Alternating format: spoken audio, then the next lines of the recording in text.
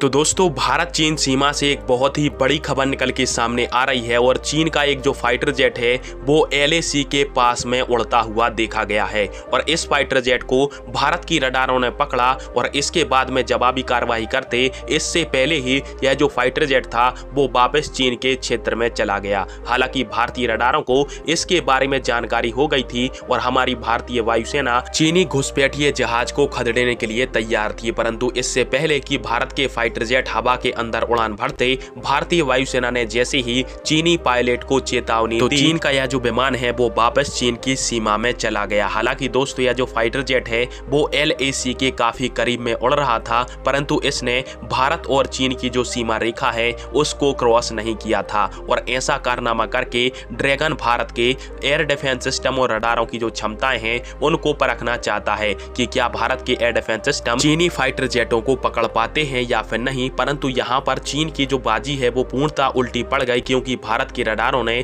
चीनी fighter jet को LAC के करीब आने से पहले ही पकड़ लिया और जैसे ही चेतावनी मिली तो चीन का यह जहाज वापस जाकर चीन के क्षेत्र में लौट गया। हालांकि दोस्तों ऐसी घटना के बाद में भारत ने अपने एयर डिफेंस सिस्टमों को ऑटो मोड पर रख दिया है और जैसे ही अब किसी भी प्रकार के चीनी जहाज भारतीय सीमा क्षेत्र के पास देखे जाएंगे उनके ऊपर ऑटोमेटिक मिसाइल लॉन्च हो जाएगी, जिससे चीन को अपने दुस्साहस का मुंह तोड़ जवाब मिल जाएगा। हालांकि इस प्रकार से चीन ने जो कारनामा किया है उससे भारत और चीन के बीच में युद्ध का खतरा और भी बढ़ सकता है, पर कुछ डिफेंस एक्सपर्टों का ऐसा मानना है कि चीन के जो फाइटर जेट हैं वो अपनी सीमा रेखा के अंदर युद्ध अभ्यास को अंजाम दे रहे हैं, इसलिए गलती से शायद कोई फाइटर जेट LAC के बहुत करीब आ गया होगा। हालांकि इस फाइटर जेट ने भारत और चीन के बॉर्डर का उल्लंघन नहीं किया, यानी यह फाइटर जेट भारत की सीमा के अंदर नहीं घुसा है और चीन की तरफ से शायद ऐसी चाल चली जा रही है कि भारत के एयर डिफेंस सिस्टम और रडार की कैपेबिलिटी को चेक किया जाए और चीन के इस प्रकार के दुस्साहस से भारतीय सेना और ज्यादा मुस्तैद हो चुकी है और भारत के एयर डिफेंस सिस्टमों को भी